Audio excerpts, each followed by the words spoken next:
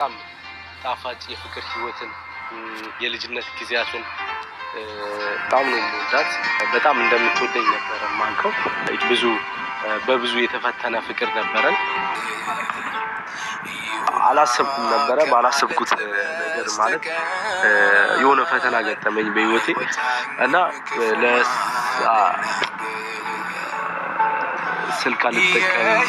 በጣም ከባድ ለመወጣት ልቤን ተስፋን ይዞ ስሜታዊ ያደርጋል። በራሴ ሳስበውና ለእናቴም ደውልላት ነበረ። እናቴ ሄሉን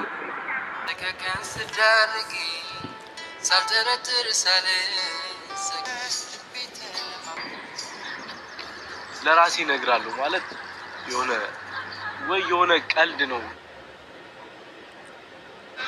እናንተንም ባላስጨንቅ እዚህ ሚዲያ ላይም ደግሞ እናት አባት ቤተሰቦችም ሊያዩ ስለሚችሉ ብቻ የሆነ ብዙ ማለት አልፈልግም። ኖርማሊ የጠፋሁት ከእናንተም የተለየው ስልክ ስልክ ያለበት ኢንተርኔት አልጠቀምም ነበረ። ስልክ አልነበረኝም። ዞሮ ብቻ ከባድ ሲቹዌሽን ላይ ነበር። በዛ ምክንያት ነው የጠፋሁት እና እግዚአብሔር ይመስገን ሰው በህይወት ሳለ ይፈተናል። እንግዲህ የነበርኩበት ሁኔታ እናንተን አይቅጠም ነው የምላችሁ። ከዛ ሁኔታ ጋር ተያይዞ የሆነ በህይወቴ ማልጠብቃቸው ነገር ስለገጠሙኝ ነው። ከዚህ በፊት በነበረኝ ህይወት ከፍቅረኛዬ ከሄሉ ጋር በጣም ደስ የሚል ጊዜያትን በጣም ጣፋጭ የፍቅር ህይወትን የልጅነት ጊዜያትን ብቻ በጣም ብዙ የማይረሱ ነገሮችን አብረን አሳልፈን ነበረ። ደስ የሚሉ የፍቅር ጊዜያትን አብረን አሳልፈን ነበር። በጣም ነው የምወዳት። በጣም እንደምትወደኝ ነበር ማንከው። ከሄሉ ጋር ብዙ መከራን አብረን አሳልፈናል። በብዙ የተፈተነ ፍቅር ነበረን። ብዙዎቻችሁ እኔን እየጠየቃችሁ ነበር። ለምን ትተሃት ሄድክ ምናምን ብላችሁ እየጠየቃችሁ ነበር። ለምን ተውካት፣ ለምን ትተሃት ሄድክ ብላችሁ እየጠየቃችሁ ነበርና እኔ ሄሉን አልተውኳት። እኔ ከሀገር ስወጣ የነበረው ከሄሉ ጋር ተስማምተን ከሀገር ከወጣንም በኋላ የተሻለ ህይወት ውጭ ሀገርም ወጥተን ለራሳችንም ሰርተን እንለወጣለን፣ ቤተሰቦቻችንን እንረዳለን፣ ላይፋችንን እናሳድጋለን በሚል ተስፋና በሚል እቅድ ነበር እና አንድ ላይ በጣም ብዙ ነገር አብረን አቅደን ነበረ እና ከሄሉ ጋር በነበረን ጊዜ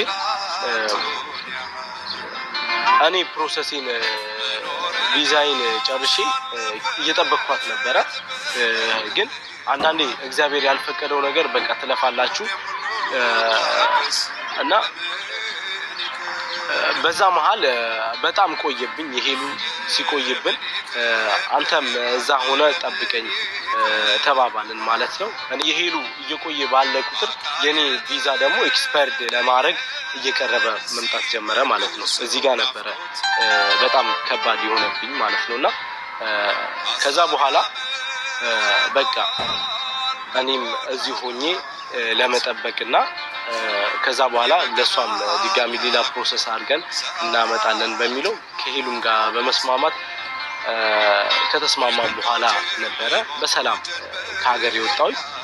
በእርግጥ በጣም ከባድ ጊዜ ነበረ። ምክንያቱም ከአንድ ሰው ጋር ተለማምዳችሁ ጥሩ የፍቅር ጊዜ በተለይ እኛ በጣም ጥሩ ደስ የሚል የፍቅር ጊዜ ነበረን። ተለያይተን አናውቅም ማለት ይቻላል እና ለእንደኔ አይነት ሰው ለእሷም ቢሆን ተለያይቶ ፍቅር በጣም ከባድ ጊዜ ነበረ እያሳለፍን የነበረው። ባላሰብኩት ሰዓት ሌላ ነገር ገጠመኝ። እሷ ታውቃለች፣ ሁሉንም ነገር ጨርሳ ታውቃለች። ከመጣው በኋላ ለአንድ ወር ከምናምን የሚሆነውን የእሷንም ፕሮሰስ እያደረግን ነበረ እዛ እና በደንብ ነበረ የምናወራው። ከዛ በኋላ እኔ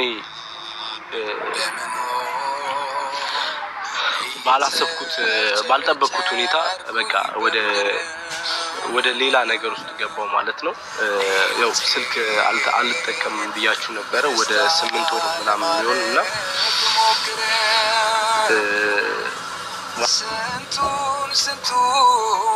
ስንቱን አየው ስንታሳየኝ እድሜ ሚስጥር ይሁና ከማለት በስተቀር እናንተንም ስለ ብቻ ይሄ ነው ብዬ ማሳዘን አልፈልግም። ስለነበረው ጊዜ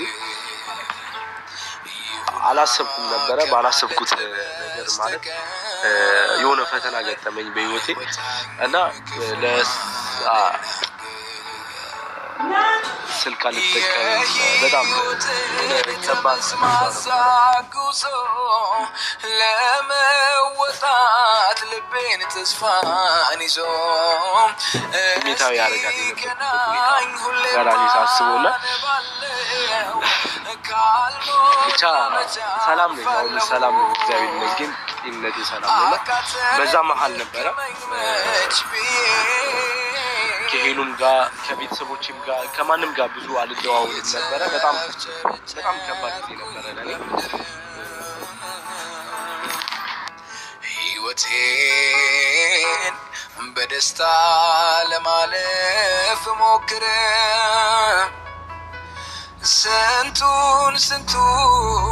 ስንቱን አየው ስንታሳየኝ እድሜ ሚስጥር ይሁና ከማለት በስተቀር አይወጣኝም ክፉማ ልናገር ይሁና ከማለት በስተቀር አይወጣኝም ክፉማ ልናገር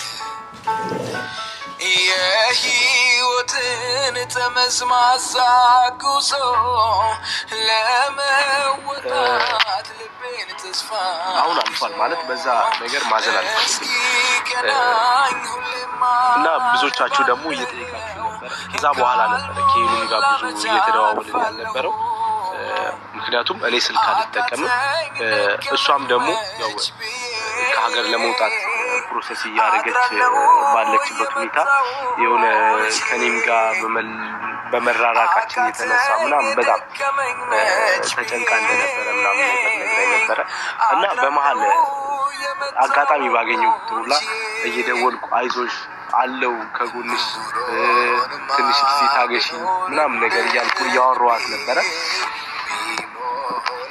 ከዛ ከነበርኩበት ሁኔታ በላይ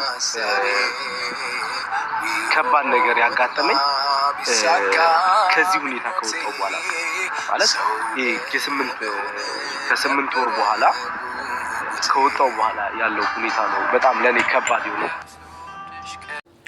ሰላም ውድና የተከበራችሁ የዛዋን ቻናል ቤተሰብ እንዴት አላችሁ? እኔ ያለው እግዚአብሔር ይመስገን ሁሉ ሰላም ነው።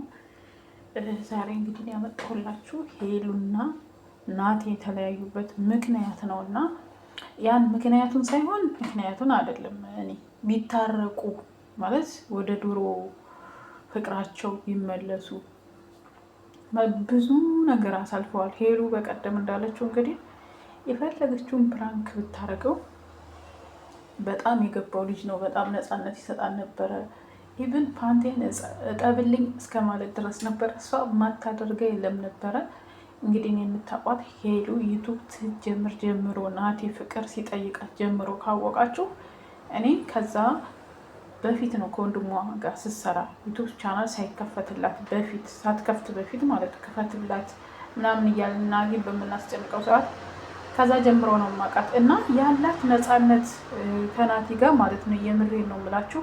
እኔ አሁን ላይ በነገራችን ላይ እኮ ናቲ ይቅርታ ብላ እንዲመለሱ ነበር ያኔ የልደቷም ቀን አበባ ምናምን እንትን ሲል የነበረው ያው ሄሉ እኛ ሴቶች ስንባል አንዳንዴ ጓ የምንለው ነገር አለ እንጂ ናቲ አሁንም እያስመሰለ ነው እንጂ ናቲ ሄሉን በጣም ይወዳታል። የምሬን ነው የምላችሁ ማለት ነው። እርግጠኛ ነኝ በመሀከላቸው ያለ ሰው ከሱም ከናቲም ከሄሉም ያለ ሰው አግባብቶ ቢመለሱ ወደ ድሮ ፍቅራቸው ቢመለሱ እኔ በጣም ደስተኛ ነኝ። እግዚአብሔርን ያሳለፉት የልጅነት ፍቅር እሷ ራሱ የልጅነት ፍቅር ነው ያለችው። አሁን እሱም የልጅነት ፍቅር በጣም ደስ የሚል ነበር። በብዙ ሰው እኮ ያንን እንትን ለማለት ብዙ ነገር ይጥራል እና ቢመለሱ የኔ ጸሎት ነው። ይመለሱ፣ በጸሎት እንገዛቸው።